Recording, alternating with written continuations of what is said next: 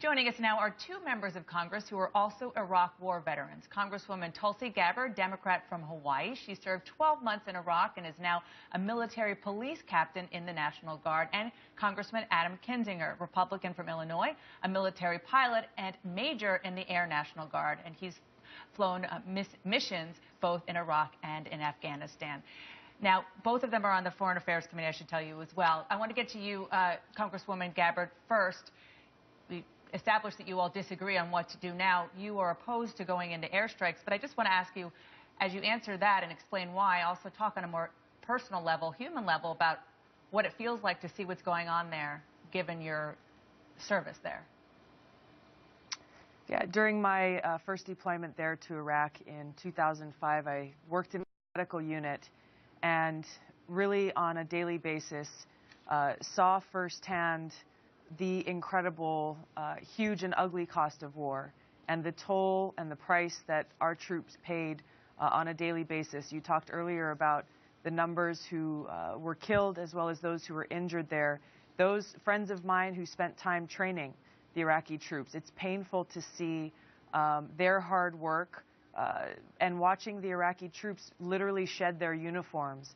And this is one of my major concerns about those who are advocating for airstrikes and getting our U.S. military back involved in really, truly what is a religious civil war. Your last guest talked about stiffening the spine of the Iraqi troops, increasing their feeling of legitimacy. You can't train away the core issue here, which is that you have a Sunni versus Shia battle going on. You have Sunni commanders literally saying Sunni soldiers will be defecting because of their displeasure with the Shia-led government. Well, let me ask Congressman Kinzinger about that. Your colleague and friend says it's a civil war.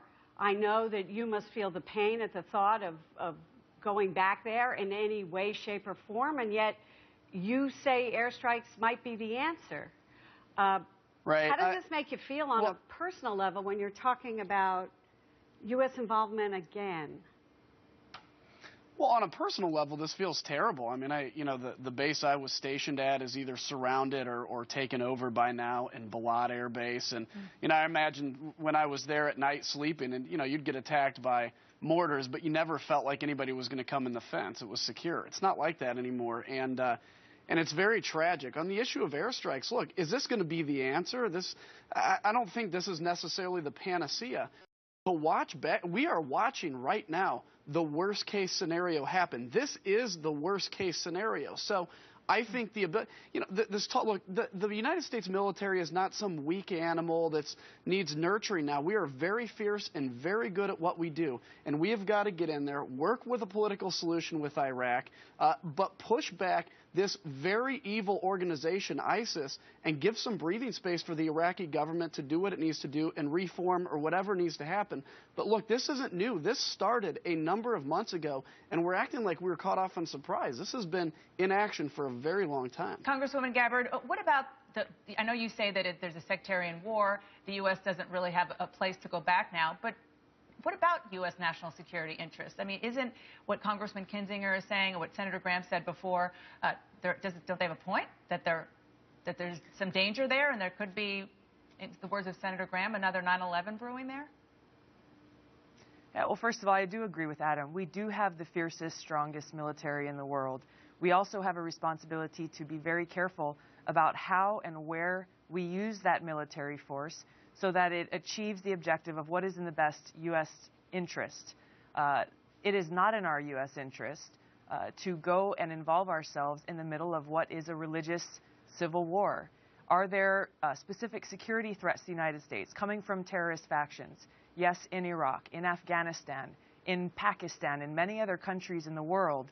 We have to focus our resources that we have, focus our great military on those direct and imminent threats, rather than getting distracted by involving ourselves in another civil war that's occurring in another country between religious factions that have been warring for generations. Congressman Kinzinger, let me just say... Go ahead. I just want to say to that, I mean, if the establishment of a caliphate by an organization Al-Qaeda look like a bunch of kitty cats, is not in U.S. national interest to stop it, I don't know what is. And the issue of the Civil War, yeah, there are some real tough sectarian issues going on in Syria and Iraq. But this is the same argument that we heard when it came to the surge. Everybody said, well, we can't do the surge in Iraq because this is just a sectarian civil war. And we saw great success with the surge, despite some people's attempt to redefine the surge as a failure. We had the war won. But, Congressman, what do you say to your constituents who are so war-weary?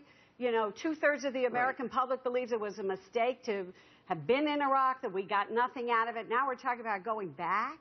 What do you say to them? Well, look, the American people have a right to be war-weary. American leadership does not. Leadership is about doing the right thing, even if it's tough. I'm glad that Truman at the end of World War II didn't say, America's too war-weary, we can't leave a residual force in Europe, because Russia would be twice as big as it is today.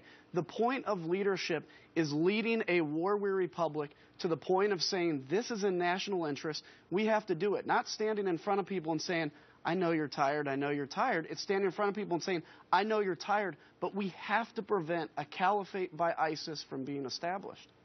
Congressman Kinzinger, Congresswoman, go ahead real fast.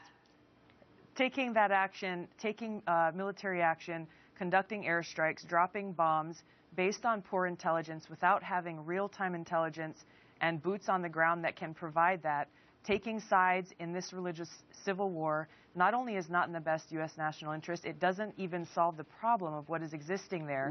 If we want to take action, we should push for brokering. We should push for brokering a peaceful agreement between these warring factions within the country and support leadership in Iraq that's willing to do that. All right. ISIS doesn't negotiate, they kill. Congresswoman, Congressman, thank you very much. Obviously, the fact that you disagree so vehemently and you are, we should say, friends and obviously had similar experiences in Iraq is very telling. We want you to stick around, though, because we want to change subjects dramatically and talk a little bit of politics with our politicians, so stay with us. And they'll disagree.